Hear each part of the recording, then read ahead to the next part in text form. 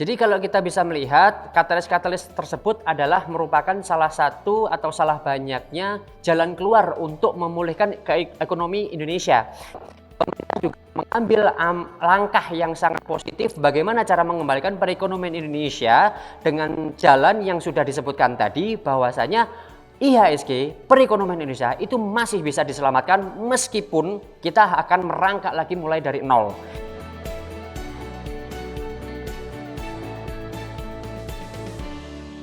Hai kawan Mereka FM, saya Aditya Sam Akbar, saya Equity Sales dari Trimegah Sekuritas. Selamat datang di Glam Talks Mereka FM.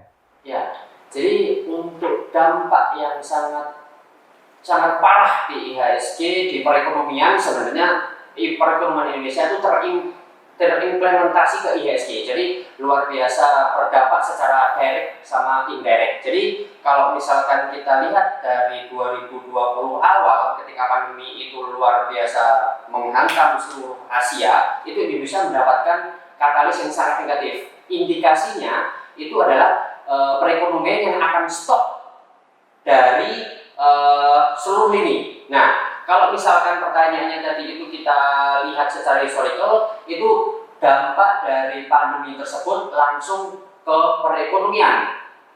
Untuk di sektor airplane, di penerbangan itu close. Untuk semua negara-negara itu menghentikan ekspor impor, untuk penjualan retail itu stop, dan semua kegiatan-kegiatan yang indikasinya akan mengumpulkan massa itu di stop.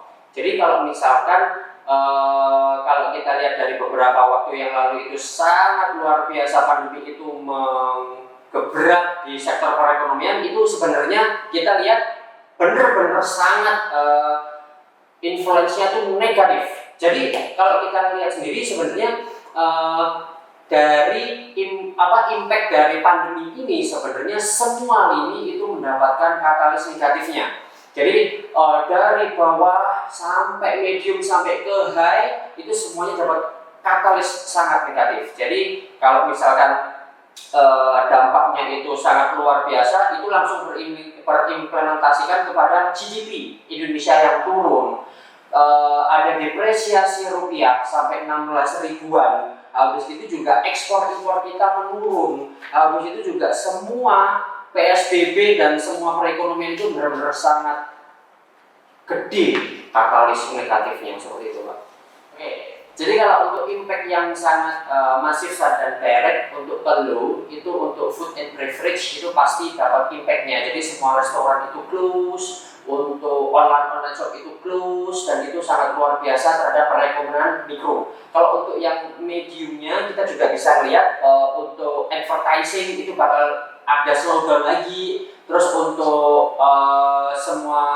semua sektor ini untuk medium rate, untuk perpabrikan, untuk di sektor-sektor chemical, untuk industri juga itu produksinya bakal stop karena adanya kuota di dalam suatu ruangan itu dibatasi. Kalau untuk di very high-nya itu kita lihat untuk devisa kita sebenarnya itu lebih ke pariwisata. Jadi pariwisata sangat berimpact, sangat luar biasa. Penerbangan itu close, hotel itu close, dan semuanya kena dampak yang sangat luar biasa itu. Oke, sekarang saya akan jelasin nih gimana katalis-katalis positif yang dilakukan oleh pemerintah. Kita sudah lihat bahwasanya stimulus pemerintah itu sudah dilakukan. Ada BLT ya, sampai beberapa batch yang dilakukan secara tunai kepada masyarakat. Namun itu termasuk dalam program pemulihan ekonomi nasional, dan di situ juga stimulus dari pemerintah tersebut sudah dilakukan sejak beberapa kuartal yang lalu. Kuartal ketiga, keempat itu sudah dilakukan, dan beberapa masyarakat sudah menerima stimulus tersebut. Dan kalau saya lihat juga sebenarnya katalis-katalis yang bisa membuat IHSG atau perekonomian ini berbalik arah kembali sebenarnya pada waktu akhir 2020 itu adanya pemilu presiden di USA sana yang sangat memberikan direct katalis positif bahwasanya ekonomi itu akan beralih dari sebelumnya itu presiden sebelumnya itu lebih cowboy ya, tapi sekarang yang sudah terpilih Joe Biden itu lebih ke dovish, lebih ke aman, tentram dalam berkomunikasi terhadap negara-negara lain, dan lebih mencari income dari USA sana itu dari tax, dari pajak. Jadi sebenarnya katalis positif tersebut itu sangat luar biasa impact terhadap perekonomian Indonesia. Jadi kalau kita bisa melihat, katalis-katalis tersebut adalah merupakan salah satu atau salah banyaknya jalan keluar untuk memulihkan ekonomi Indonesia. Jadi kalau kita lihat perekonomian tersebut berimpact sama IHSG, penurunan yang sangat luar biasa dari 6.400 sampai titik terendahnya itu hampir 4.500, itu merupakan sebuah pukulan yang sangat masif terhadap IHSG. Kita bisa tahu bahwasanya indeks saham gabungan itu adalah mirroring atau pengimplikasian bagaimana sih perkembangan dari perekonomian di Indonesia. Penurunan dari 6.400 dari awal 2020 hingga penurunan sampai kuartal kedua itu IHSG sampai 4.500, itu merupakan impact yang akan terjadi jika pandemi itu akan berlangsung lebih lama. Namun kita juga melihat bahwasanya pemerintah itu tidak tinggal diam. Pemerintah juga mengambil langkah yang sangat positif bagaimana cara mengembalikan perekonomian Indonesia dengan jalan yang sudah disebutkan tadi, bahwasanya IHSG perekonomian Indonesia itu masih bisa diselamatkan meskipun kita akan merangkak lagi mulai dari nol. Jadi sebenarnya ketika IHSG ini ada di bottom selama 10 tahunan secara berkala, itu merupakan sebuah kesempatan yang sangat langka untuk para investor-investor itu posisi dalam memilih portofolio bagaimana caranya untuk mendapatkan gain yang optimal di masa krisis seperti itu. Oke, jadi saya mau jelasin juga bahwasanya pemerintah itu yang lagi hot-hotnya kemarin adalah penerapan Omnibus Law. Sebenarnya Omnibus Law itu positif banget untuk Indonesia. Kenapa? Karena itu adalah penggerak senjata Indonesia bagaimana caranya memulihkan ekonomi itu lebih cepat lagi. Jadi sebenarnya kalau untuk Omnibus Law sendiri itu katalis secara directnya itu kemana sih? Jadi kalau misalkan ke indeks saham gabungan atau ke saham, sebenarnya Omnibus Law itu lebih directnya itu bagaimana infrastruktur Indonesia itu kembali bergairah. Kenapa? Karena pada akhir 2019 sebenarnya infrastruktur Indonesia itu sudah diancang-ancang untuk dijalankan masif di 2020 karena ada pandemi, terdelay selama 1 tahun. Maka Omnibus Law ini itu positifnya ke infrastruktur Indonesia. Infrastruktur itu ada banyak, infrastruktur construction, ada infrastruktur jalan tol, ada properti dan lain sebagainya. Sebenarnya Omnibus Law ini adalah jalan pintas bagaimana caranya dana-dana investor dari luar negeri itu lebih gampang untuk berinvestasi di Indonesia dengan dijalankannya Omnibus Law tersebut. Oke, saya juga sudah jelasin tuh untuk insight-insight historical bagaimana pada waktu IHSG itu dihantam oleh pandemi, dan sekarang sebenarnya itu adalah timing untuk recovery.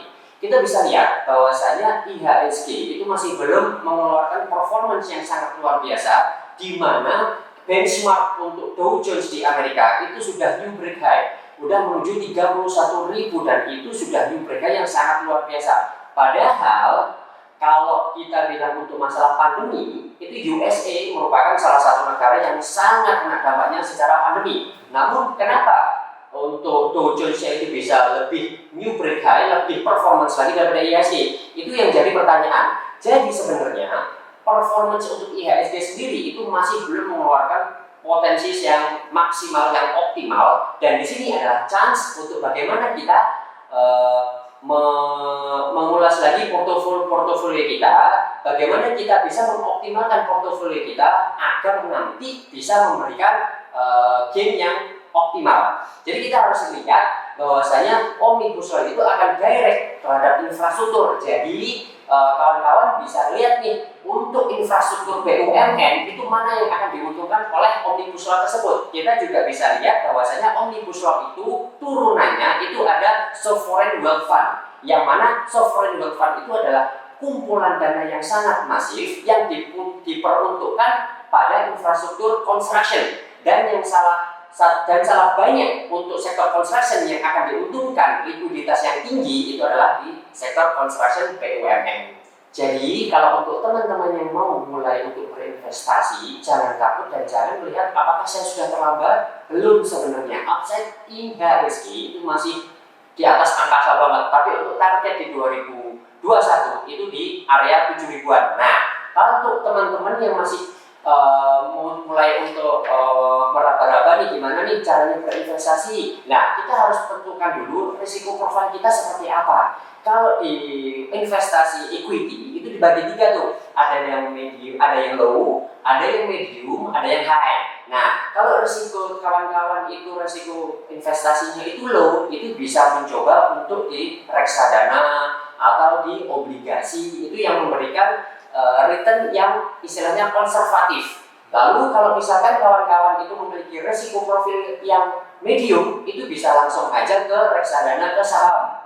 Reksadana saham, reksadana campuran itu merupakan option-option untuk kawan-kawan yang memiliki risiko profil yang medium. Kalau misalkan kawan-kawan itu sudah melek saham, equity, langsung ke sahamnya nih. Misalkan saya tahu nih saham Astra, saham Unilever, saham UNTR, saham BBCA, itu langsung aja no problem, langsung masuk aja ke equity atau ke saham langsung. Nah, kawan-kawan, di sini saya mewakili Trimegah Sekuritas itu bisa memfasilitasi kawan-kawan semua jika ingin mulai untuk berinvestasi. Kita mulai dari yang terkecil aja. Kenapa mulai dari yang terkecil? Karena minimal untuk investasi itu cuma Rp100.000.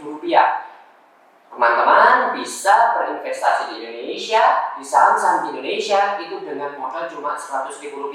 Jadi jangan segan untuk menghubungi saya Aditya Samagbar di Trimegah Sekuritas untuk bertanya lebih detail lagi seperti apa sih cara berinvestasi, bagaimana short view market atau ekonomi Indonesia selama setahun ke depan.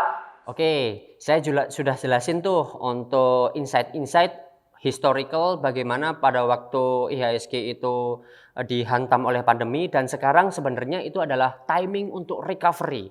Kita bisa lihat bahwasanya IHSG itu masih belum mengeluarkan performance yang sangat luar biasa di mana benchmark untuk Dow Jones di Amerika itu sudah new break high, udah menuju 31.000 dan itu sudah new break high yang sangat luar biasa. Padahal kalau kita bilang untuk masalah pandemi, itu USA merupakan salah satu negara yang sangat kena dampaknya secara pandemi. Namun kenapa untuk Dow Jones-nya itu bisa lebih new break high, lebih performance lagi daripada IHSG? Itu yang jadi pertanyaan. Jadi sebenarnya performance untuk IHSG sendiri itu masih belum mengeluarkan potensi yang maksimal, yang optimal. Dan di sini adalah chance untuk bagaimana kita